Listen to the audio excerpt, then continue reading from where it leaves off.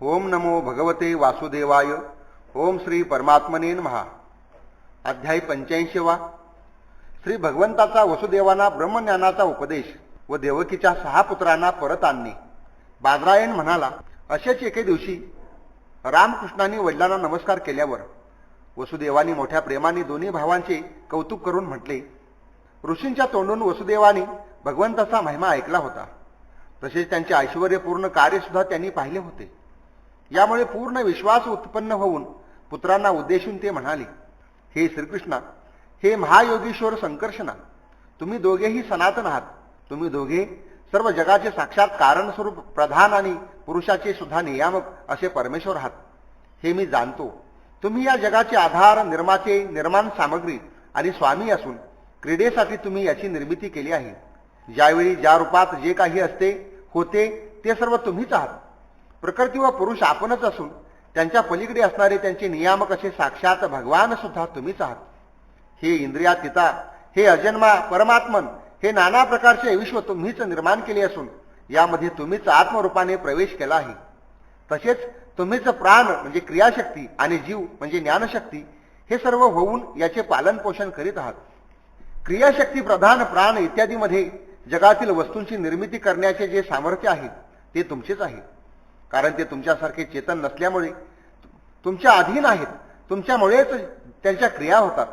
हे प्रभू, चंद्राचे चांदणे, अग्नीचे तेज, सूर्याची प्रभा, नक्षत्रे आणि वीज इत्यादींचे चमकणे, पर्वतांचे स्थैर्य, पृथ्वीची आधारशक्ती व गंधरूप गुण हे सर्व वास्तविक तुम्हीच आहात.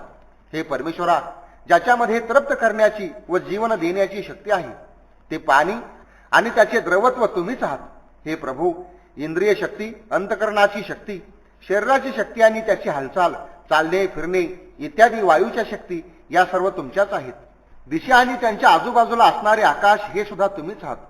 आकाश आणि त्याच्या आश्रयाने व्यक्त होणारा शब्द, नाद, ओंकार, तसेच वर्ण व पदार्थांचे वेगळेपण दाखवणारी पदरूप वैखरी वाणी सुद्धा तुम्हीच आहात. इंद्रिये, त्यांची विषयांना ग्रहण करणारी शक्ती आणि त्यांच्या देवता तुम्हीच आहात. बुद्धीची निश्चय करण्याची शक्ती आणि जीवाची शुद्ध स्वरूपात असणारी स्मृती सुद्धा तुम्हीच आहात. भूतमात्रामध्ये त्यांचे कारण तामस अहंकार, इंद्रियामधील त्यांना कारणीभूत असणारा राजस अहंकार आणि इंद्रियांच्या देवतामध्ये त्यांना कारण असणारा सात्विक अहंकार, त्याचप्रमाणे जीवांच्या जन्ममरणाला कारणीभूत असणारी अविद्या तुम्हीच आहात. हे भगवन, जसे माती इत्यादी वस्तूंचे कार्य असणाऱ्या घडा, झाडे इत्यादीमध्ये माती असते, त्याचप्रमाणे सर्व नाशवंत पदार्थांमधील अविनाशी तत्व तुम्ही आहात. हे प्रभू, सत्व, रज व तम हे 3 गुण आणि त्यांची कार्ये परब्रह्म स्वरूप तुमच्यामध्ये योगमायेच्या द्वारा कल्पिली गेली आहेत. म्हणून हे जन्म इत्यादी भाव वास्तविक तुमच्यामध्ये नाहीत. जेव्हा तुमच्या ठाई यांची कल्पना केली जाते तेव्हा तुम्ही या विकारामध्ये असल्यासारखे दिसता. एरवी निर्विकल्प परमार्थ स्वरूप फक्त तुम्हीच शिल्लक राहता. सत्व, रज व तम या 3 गुणांच्या प्रवाहरूप या देहामध्ये तुमचे सर्वात्मक असे सूक्ष्म स्वरूप जे अज्ञानी जाणत नाहीत ते आपल्या देहाभिमानरूप अज्ञानामुळेच कर्माच्या जाळ्यात अडकून वारंवार जन्म मृत्यूच्या चक्रात फिरत राहतात. हे परमेश्वरा, योगायोगाने मला सर्व सामर्थ्याने युक्त अत्यंत दुर्लभ असे मनुष्य शरीर प्राप्त झाले आहे. परंतु तुमच्या मायेमुळे मी माझ्या खऱ्या कल्याणरूप स्वार्थाच्या बाबतीत बेसावध राहिलो आणि माझे सगळे आयुष्य फुकट गेले. हे प्रभू, हे शरीर म्हणजे मी आणि या शरीराशी संबंधित असणारे माझे या प्रकारच्या स्नेहाच्या दोऱ्याने तुम्ही हे सर्व जग बांधून टाकले आहे. तुम्ही दोघे आमचे पुत्र नाहीत तर प्रकृती आणि सर्व जीवांचे स्वामी आहात. पृथ्वीला भारभूत झालेल्या राजांचा नाश करण्यासाठीच तुम्ही अवतार धारण केला आहे ही गोष्ट तुम्ही मला सांगितली होतीच. म्हणून हे दीनबंधू, मी आज तुमच्या चरणकमलांना शरण आलो आहे. कारण शरणागतांचे संसार भय नाहीसे करणारे तेच आहेत. पुरे झाली ही इंद्रियांची विषयी लोलुपता. यामुळेच मी शरीराला आत्मा आणि परमात्मा असणाऱ्या तुम्हाला पुत्र समजलो. प्रभो, प्रसृती ग्रहातच तुम्ही आम्हाला सांगितले होते की मी जरी अजन्म असलो तरी सुद्धा मीच तयार केलेल्या धर्ममर्यादेचे रक्षण करण्यासाठी प्रत्येक युगामध्ये तुम्हा दोघांच्या द्वारा अवतार धारण करतो. हे भगवन, तुम्ही आकाशाप्रमाणे अलिप्त राहूनही अनेक शरीरे धारण करता आणि सोडता. सर्वव्यापी अशा तुमच्या विभूतीरूप योगमायेला कोण जाणू शकेल. शुक म्हणाला. वसुदेवांचे हे बोलणे ऐकून भक्तवत्सल भगवान श्रीकृष्ण विनम्रतेने मान खाली घालून मधुर वाणीने हसत हसत म्हणाले. श्री भगवान म्हणाले, बाबा, आम्हा मुलांना उद्देशून आपण जो हा ब्रह्मज्ञानाचा उपदेश केला तो पूर्ण तर्कसंगत आहे असे आम्ही मानतो. हे यदुश्रेष्ठ, आपण सर्वजण, मी, बलराम दादा, हे द्वारका निवासी, किंबहुना संपूर्ण चराचर जग असे सगळे आपण ब्रह्मस्वरूपच आहोत असे समजले पाहिजे. आत्मा हा स्वयंप्रकाश नित्य निर्गुण असूनही त्याने स्वतःच गुणांच्या द्वारा निर्मिलेल्या पंचमहाभूतांमध्ये तो एक असूनही अनेक रूपांनी प्रतीत होतो. आकाश, वायू, अग्नी, पाणी आणि पृथ्वी ही पंचमहाभूते कारण रूपात एक असूनही ज्याप्रमाणे आपले कार्य असणाऱ्या वस्तूंमध्ये प्रगट, अप्रगट, लहान मोठी, एक, अनेक अशा रूपात प्रगट होतात, त्याप्रमाणे आत्मा एक असून सुद्धा उपाधींच्या भेदामुळे अनेक भासतो. शुक म्हणाला, परीक्षिता, श्रीकृष्णांची ही वचने ऐकून वसुदेवानी अनेकत्व बुद्धीचा त्याग केला आणि आनंदात मग्न होऊन ते स्वस्थ राहिले. हे कुरुश्रेष्ठा, सर्व देवस्वरूप देवकी आपल्या मुलांनी पूर्वी मृत गुरुपुत्राला परत आणलेले ऐकून अत्यंत आश्चर्यचकित झाली होती. आता कंसाने मारलेल्या आपल्या पुत्रांची आठवण होऊन दुःखाने देवकीच्या डोळ्यातून अश्रुधारा वाहू लागल्या. ती दीनपणे श्रीकृष्ण बलरामांना उद्देशून म्हणाली. देवकी म्हणाली, हे लोकाभिरामा रामा, मन आणि वाणीला आकलन होणार नाही अशी तुझी शक्ती आहे. हे श्रीकृष्णा, तू योगेश्वरांचा सुद्धा ईश्वर आहेस. तुम्ही दोघेही प्रजापतींचे सुद्धा ईश्वर आदी पुरुष नारायण आहात हे मला कळले आहे. कालगतीनुसार सत्वगुण नाहीसा होऊन जे शास्त्राच्या आज्ञांचे उल्लंघन करून स्वच्छंदीपणे वागत होते अशा भूमीला भार झालेल्या राज्यांचा नाश करण्यासाठी तुम्ही दोघे माझे पुत्र म्हणून अवतीर्ण झालात हेही मला माहीत आहे. हे विश्वात्मन, ज्यांच्या पुरुषरूप अंशापासून उत्पन्न झालेल्या मायेचे अंश असणाऱ्या गुणांच्या केवळ अंशाने जगाची उत्पत्ती, स्थिती आणि प्रलय होतो, त्या तुम्हाला आज मी शरण आले आहे. तुमचे गुरु सांदीपनी यांच्या पुत्राचा मृत्यू होऊन पुष्कळ दिवस झाले होते.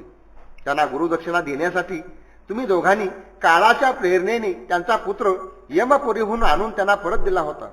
तुम्ही दोघे योगेश्वरांचे सुद्धा ईश्वर आहात, म्हणून आज माझी सुद्धा इच्छा पूर्ण करा. ज्यांना कंसाने मारले होते त्या माझ्या पुत्रांना तुम्ही दोघांनी घेऊन यावे, मी त्यांना डोळे भरून पाहीन. ऋषी म्हणाले, हे परीक्षिता, मातेचे हे म्हणणे ऐकून श्रीकृष्ण आणि बलराम दोघांनीही योगमायेचा आश्रय घेऊन सुतल लोकात प्रवेश केला. जगाचे व आपले आत्मा आणि इष्टदेव असे रामकृष्ण आलेले पाहून त्यांच्या दर्शनाने बलीचे हृदय आनंदात मग्न झाले. त्याने आपल्या कुटुंबियासह ताबडतोब आपल्या आसनावरून उठून भगवंताच्या चरणांना प्रणाम केला. अत्यंत आनंदित होऊन त्याने त्या महापुरुषांना श्रेष्ठ आसन दिले आणि जेव्हा ते दोघे त्यावर विराजमान झाले तेव्हा त्याने त्यांचे पाय धुवून ते चरणतीर्थ ब्रह्मदेवापर्यंत सर्वांना पवित्र करते ते परिवारासह आपल्या मस्तकी धारण केले. नंतर बहुमोल वस्त्रे, अलंकार, चंदन, तांबूल, दीपक, अमृतासारखे भोजन तसेच अन्य विविध सामग्रींनी त्यांची उत्तम पूजा केली आणि आपला सर्व परिवार, धन तसेच स्वतःलाही त्यांच्या चरणावर समर्पित केले. हे राजा, बलीने प्रेमपूर्ण बुद्धीने वारंवार भगवंताचे चरण कमल घट्ट धरले. त्यावेळी त्याच्या डोळ्यातून अश्रू वाहू लागले, अंग रोमांचित झाले आणि तो सद्गतीत होऊन भगवंताची स्तुती करू लागला. बली म्हणाला, महान अशा अनंताला माझा नमस्कार असो. सर्व जगाचे निर्माते, ज्ञानयोग आणि भक्तियोग यांचे प्रवर्तक, परब्रह्मस्वरूप अशा आपल्यालाही नमस्कार असो. भगवन, आपल्या दोघांचे दर्शन प्राण्यांना अत्यंत दुर्लभ असून सुद्धा आपल्या कृपेने ते सुलभ असावे, कारण आज आपण कृपा करून रजोगुणी आणि तमोगुणी स्वभाव असलेल्या आम्हा दैत्यांनाही दर्शन दिलेत. हे प्रभू, आम्ही आणि आमच्याच सारखे दुसरे दैत्य, दानव, गंधर्व, सिद्ध, विद्याधर, चारण, यक्ष, राक्षस, पिशाच, भूत आणि प्रमथनायक इत्यादी आपल्याशी नेहमी वैरभावाने वागतात. परंतु असे असूनही साक्षात वेदमय आणि विशुद्ध सत्वस्वरूप अशा आपली काहींनी वैरभावाने, काहींनी भक्तीने आणि काहींनी काही कामना धरून प्राप्ती करून घेतली, जी आपल्याजवळ राहूनही सत्वप्रधान देवादिकांना झाली नाही. हे योगेश्वरांचे अधीश्वर, आपली योगमाया ही आहे आणि अशी आहे हे जर योगेश्वर सुद्धा प्राय जाणत नाहीत तर आमच्याविषयी काय सांगावे. म्हणून हे स्वामी, माझ्यावर अशी कृपा करा की कशाचीही अपेक्षा न ठेवणारे परमहंस ज्यांचा शोध घेत असतात अशा आपल्या चरणकमलांच्या ठाई माझी चित्तवृत्ती जडावी आणि त्यायोगे मी त्यापासून अत्यंत वेगळ्या अशा गृहस्थाश्रमाच्या अंधाऱ्या विहिरीतून वर यावे. हे प्रभो, अशा प्रकारे जे सगळ्या विश्वाचे एकमेव आश्रय आहेत त्या आपल्या चरणकमलांना मी शरण जाऊन शांत चित्त व्हावे. सर्वांचे हितचिंतक अशा संतांचीच मी संगत धरावी. चराचराचे नियंती असणाऱ्या हे प्रभू, आपण आम्हाला आज्ञा करून आमच्या पापांचा नाश करा, कारण जो पुरुष श्रद्धेने आपल्या आज्ञेचे पालन करतो तो विधी निषेधाच्या बंधनातून मुक्त होतो. श्रीकृष्ण म्हणाले, स्वयंभू मन्वंतरामध्ये मरीचीला ऊर्जेपासून 6 पुत्र झाले होते. ते सर्व देव होते. ब्रह्मदेव आपल्या कन्येशीच समागम करण्यासाठी उद्युक्त झालेला पाहून ते हसू लागले. त्या अपराधामुळे ब्रह्मदेवाने त्यांना शाप दिला आणि ते असुर योनीमध्ये हिरण्यकशिपूचे पुत्र झाले. आता योग मायेने त्यांना तेथून आणून देवकीच्या गर्भामध्ये ठेवले आणि त्यांचा जन्म होताच कंसाने त्यांना मारून टाकले. हे दैत्यराजा, देवकी त्या पुत्रासाठी अतिशय शोकाकुल झाली आहे. ते पुत्र तुझ्या जवळ आहेत. म्हणून आम्ही आमच्या मातेचा शोक नाहीसा करण्यासाठी त्यांना येथून घेऊन जाऊ. यानंतर हे शापातून मुक्त होतील आणि आनंदाने आपल्या लोकात जातील. स्मर, उद्गीत, परिश्वंग, पतंग, शूद्र, भ्रत आणि घृणी अशी या 6 जणांची नावे आहेत. माझ्या कृपेने यांना पुन्हा सद्गती प्राप्त होईल. असे सांगितल्यावर बलीने त्या दोघांची पूजा करून ती मुले त्यांच्या स्वाधीन केली. यानंतर बालकांना घेऊन ते दोघे द्वारकेला परत आले व त्यांनी माता देवकीकडे तिचे पुत्र सोपवले. त्या मुलांना पाहून देवकीच्या स्तनातून पुत्र स्नेहाने दुधाच्या धारा वाहू लागल्या. वारंवार त्यांना मांडीवर घेऊन व छातीशी धरून ती त्यांची मस्तके हुंगू लागली.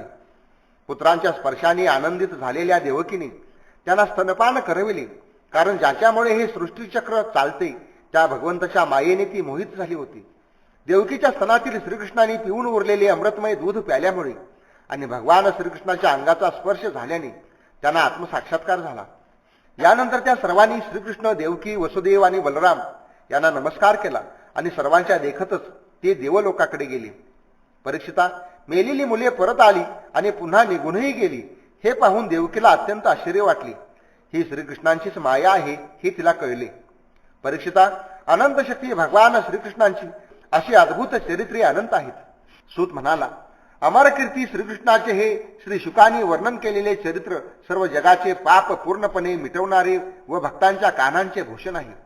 जो याचे श्रवण करतो किंवा ते दुसऱ्याला ऐकवतो त्याच्या चित्तव्रती भगवंताचे ठिकाणी लागतात आणि तो त्यांचा परम कल्याण स्वरूप लोक प्राप्त करून घेतो. या ठिकाणी 85वा अध्याय समाप्त झाला. भगवान श्री कृष्णार्पणमस्तु.